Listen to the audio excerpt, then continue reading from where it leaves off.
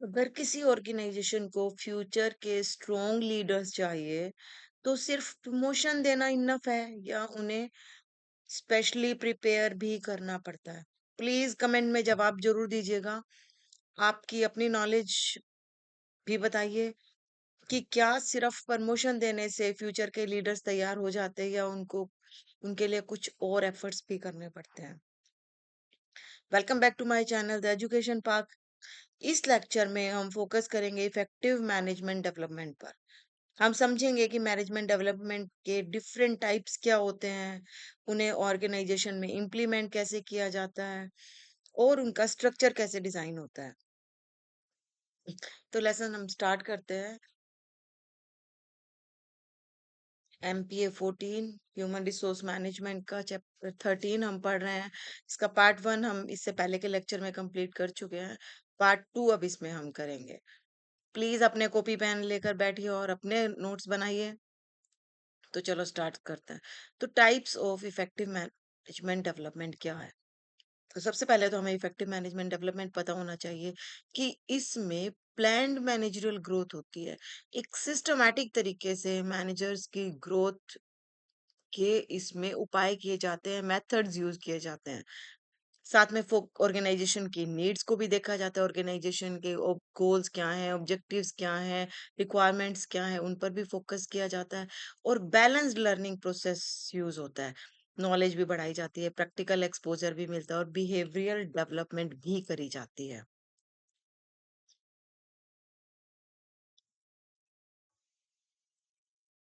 Context of management development.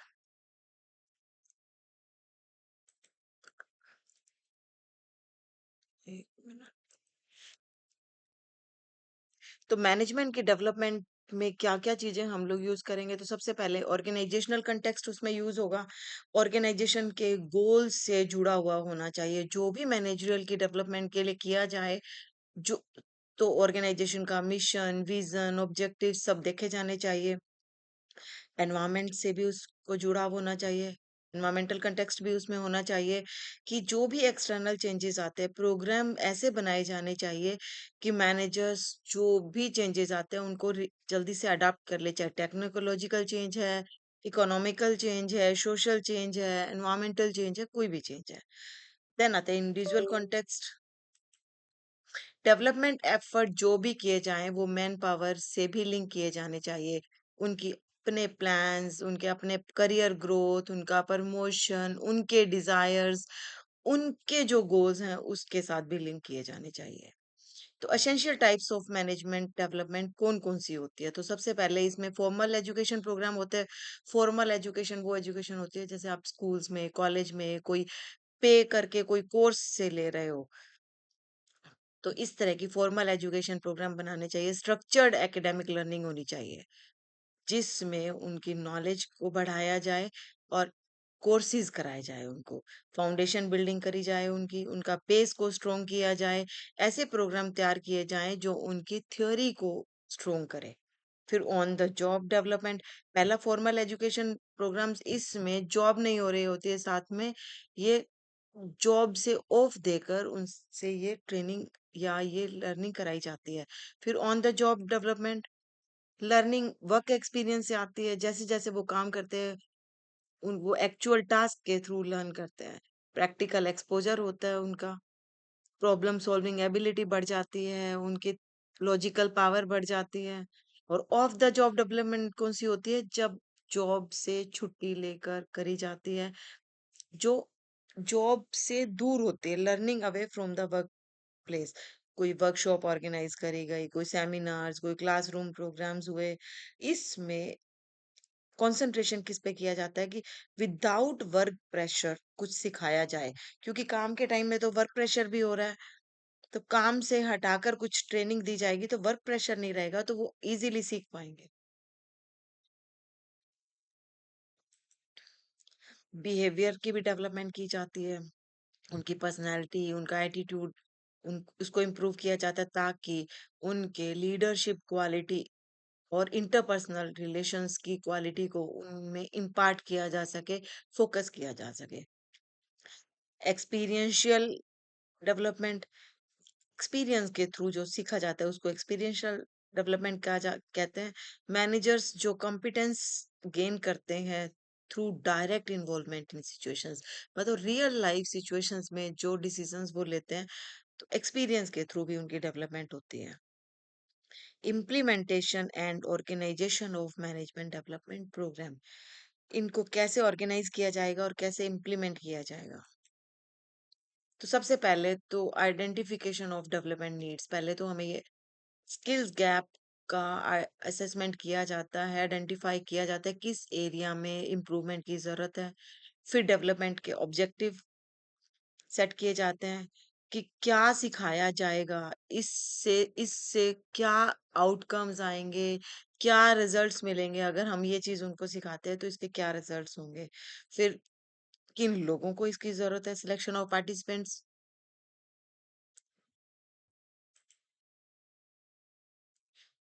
Choosing appropriate managers, किन managers के ऊपर ये डेवलपमेंट प्रोग्राम्स चलाने हैं, किन को जरूरत है, किन में पोटेंशियल है, कैपेबिलिटीज हैं, और उनको थोड़ा सा गाइड किया जाए तो वो बहुत अच्छे लीडर्स, बहुत अच्छे मैनेजर्स बन सकते हैं। डेवलपमेंट एक्टिविटीज को डिजाइन किया जाना, सूटेबल मेथड्स डिसाइड करते हैं इसमें कौन सी टेक्निक से उनको ज्यादा से ज्यादा एजुकेशन नॉलेज दी जा सकती है ताकि ऑब्जेक्टिव्स पूरे हो सके। कौन से प्रोग्राम्स को कंडक्ट करना है, तो प्रोग्राम्स जो कंडक्ट किए जाते हैं उनको सिस्टमेटिक एग्जीक्यूट किया जाता है स्टेप बाय स्टेप। ऐसा नहीं है कि सबसे पहले ऐसा प्रोग्राम सिखा दिया जिससे पहले उनको बेस ही नहीं पता, तो स्टेप बाय स्टेप होना चाहिए। एक्टिविटीज ऑर्गेनाइज्ड होनी चाहिए, मॉनिटरिंग प्रोसेस होना चाहिए, फिर जो भी सिखाया जा रहा है, जो भी प्रोग्राम्स चल रहे हैं उनको ट्रैक करना चाहिए। फिर जो रिजल्ट्स आते हैं उनको इवेल्युएट करना चाहिए, एज ए अचीवमेंट्स देखनी चाहिए कि जो हमने उनको एजुकेशन देने से पहले सोचा था, क्या वो आउटकम्स आ रहा है, क्या हमारे ऑब्जेक्टिव्स पूरे हो रहे हैं। फिर फॉलो अप करना चाहिए, रीइंफोर्समेंट ऑफ लर्निंग, जो लर्निंग करवाई गई है उसको यूज तो करें, एडिशनल सपोर्ट उनको प्रोवाइड कराएं ताकि वो अपनी नॉलेज को अप्लाई कर सके। फिर आता है हमारा management education and training.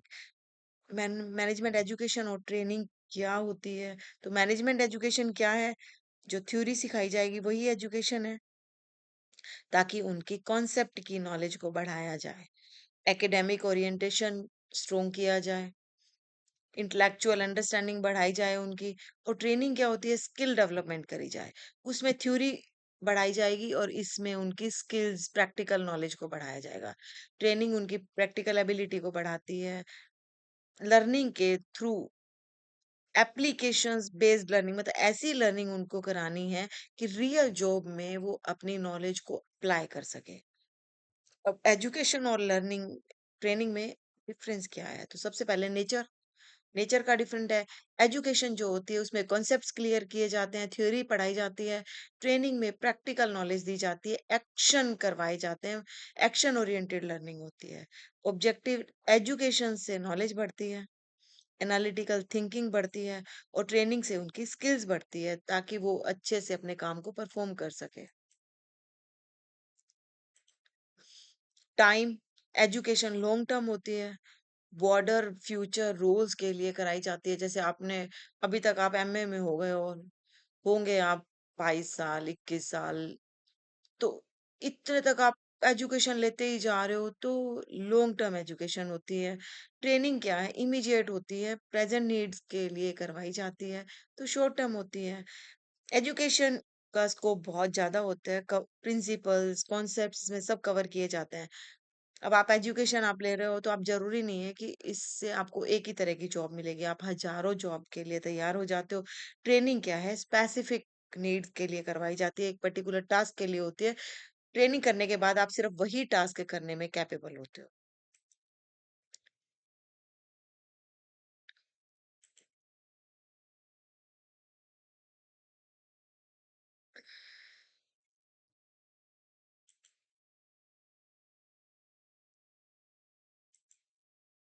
Importance of management education, importance क्या है मैनेजमेंट एजुकेशन की, तो ये कॉन्सेप्चुअल स्किल्स को बढ़ावा देती है। इससे बेटर अंडरस्टैंडिंग होती है, हमारी एनालिटिकल थिंकिंग बढ़ती है, हम इससे बेटर प्रॉब्लम सॉल्व कर सकते हैं, बेटर जजमेंट कर सकते हैं, सिस्टमैटिक एनालिसिस कर सकते हैं, हम चीजों को पहचानना सीख जाते हैं।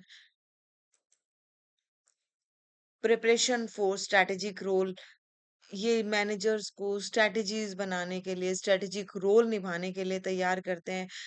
हायर लेवल की जो ड्यूटीज होती हैं उनके लिए रेडी हो जाते हैं, फ्यूचर रिस्पॉन्सिबिलिटी के लिए तैयार हो जाते हैं।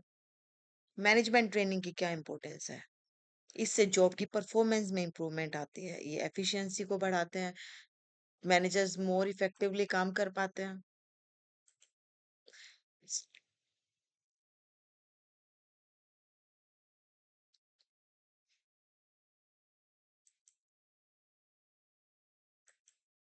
डेवलपमेंट ऑफ टेक्निकल स्किल, जब मैनेजमेंट की डेवलपमेंट के लिए जो भी कुछ करवाया जा रहा है उससे टेक्निकल स्किल्स भी बढ़ती है। आप जो भी काम करते हो या जो भी एम्प्लॉय है वो फंक्शनल जो फंक्शन जो भी कर रहे हैं उससे उनकी कैपेबिलिटी एनहेंस होती है। स्पेसिफिक टाइप्स ऑफ काम करने में वो स्किल्ड हो जाते हैं, फास्टर अडेप्टेशन हो जाती है, क्योंकि जब आप अपने काम करने में परफेक्ट हो, ट्रेनिंग से आप परफेक्ट हो गए हो, तो क्या होता है जब भी कोई चेंजेस आता है तो आप इजीली अडाप्ट कर लेते हो। क्यों? क्योंकि आपको अपना काम इतने अच्छे से आ रहा है, उसमें थोड़ा बहुत चेंजेस होता है, तो नई मेथड को क्विकली अडॉप्ट कर लेते हैं।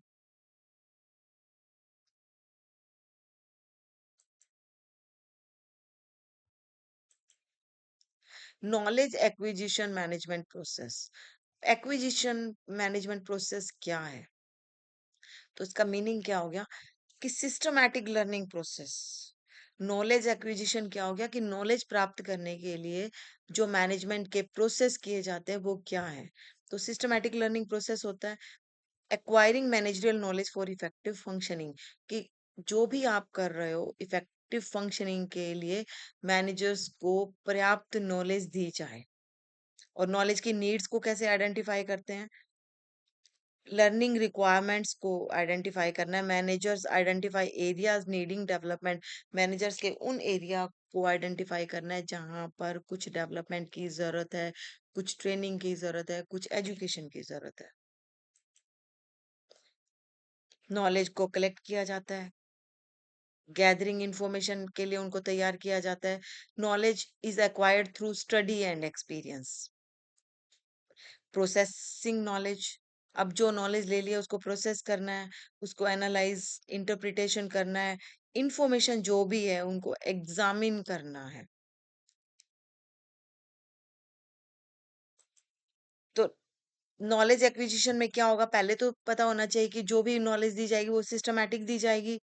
फिर पहले नॉलेज की आइडेंटिफाई करना है कि हमें कौन सी नॉलेज की जरूरत है, और फिर नॉलेज को कलेक्ट किया जाता है, स्टडी मतलब नॉलेज ली जाती है, फिर उस नॉलेज को अप्लाई करते हैं, प्रोसेस करते हैं, एनालाइज करते हैं, जो भी इंफॉर्मेशन है उसको क्रिटिकली एग्जामिन करते हैं, और फिर उस नॉलेज को अप्लाई करेंगे, प्रैक्टिकल उसका यूज करेंगे। फिर उसको इवेल्युएट करा जाएगा, असेसमेंट किया जाएगा कि कितना इफेक्टिवनेस है उसमें, रिजल्ट्स देखे जाएंगे कि कितनी इंप्रूवमेंट आई है।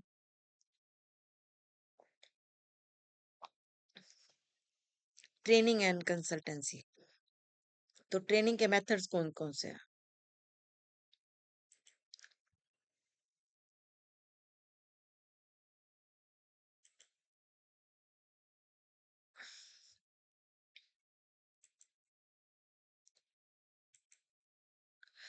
डेवलपमेंट ऑफ स्किल, ट्रेनिंग से क्या है, स्किल्स बढ़ती है, मैनेजरियल एफिशिएंसी बढ़ती है। बट कंसल्टेंसी क्या होती है? ट्रेनिंग तो हमने देख लिया, कंसल्टेंसी क्या होती है? एक्सपर्ट की गाइडेंस। अगर आप किसी चीज में कंफ्यूज हो तो आप कंसल्ट करते हो किसी से। आप अगर आप कोई बॉडी में प्रॉब्लम चलती है तो डॉक्टर से कंसल्ट करते हो, अगर आप कोई लीगल प्रॉब्लम चल रही है तो एडवोकेट से कंसल्ट करते हो। तो क्या है, वहां से आपको क्या मिलती है? एक्सपर्ट गाइडेंस मिलती है। तो कंसल्टेंसी क्या हो गई? वहां से आप एक्सपर्ट गाइडेंस गेन करते हो। स्पेशलिस्ट जो होते हैं वो एडवाइस देते हैं कि ऑर्गेनाइजेशन की प्रॉब्लम्स को कैसे सॉल्व किया जा सकता है। Role of training in management development. Training का क्या रोल है? इससे कॉम्पिटेंसीज बढ़ती हैं, काम में इफेक्टिवनेस आती है, मोर कैपेबल हो जाते हैं। और रोल ऑफ कंसल्टेंसी क्या है मैनेजर मैनेजमेंट डेवलपमेंट में? इससे एक्सपर्ट सॉल्यूशन मिलते हैं। मैनेजर्स जो हैं स्पेशलाइज्ड इंसाइट मिलती है उनको, उनका विजन, जहाँ पे भी वो कंफ्यूज हो रहे होते हैं तो उनको एक्सपर्ट एडवाइस मिल जाती है। और इन दोनों चीजों की कंबाइंड इंपॉर्टेंस क्या है? ट्रेनिंग और कंसल्टेंसी की बैलेंस डेवलपमेंट होती है। ट्रेनिंग से स्किल बढ़ती है और कंसल्टेंसी से डायरेक्शन मिलती है, गाइडलाइंस मिलती है। तो पार्ट 2 खत्म होता है। अभी ये चैप्टर खत्म नहीं हुआ है, बहुत बड़ा चैप्टर था, तो पार्ट 3 भी हम लेकर आएंगे। तब तक आप बने रहिए इन वीडियोस पर और पार्ट 3 जरूर देखिएगा। ये चैप्टर बहुत कंफ्यूजिंग था, अगर आप बुक से पढ़ोगे तो शायद थोड़ा डिफिकल्ट हो जाए, तो आप वीडियो पूरा पूरा देखिए, एग्जाम में आपको बहुत हेल्प करेगा। और कमेंट में बताइएगा अगर मैं कहीं गलत हूँ, हो सकता है, तो आप मुझे वो बताइएगा। और अगर अच्छा पढ़ा रही हूँ या आपको कुछ समझ में आ रहा है तो प्लीज कमेंट करके बताइएगा, मोटिवेशन मिलता है। Thank you.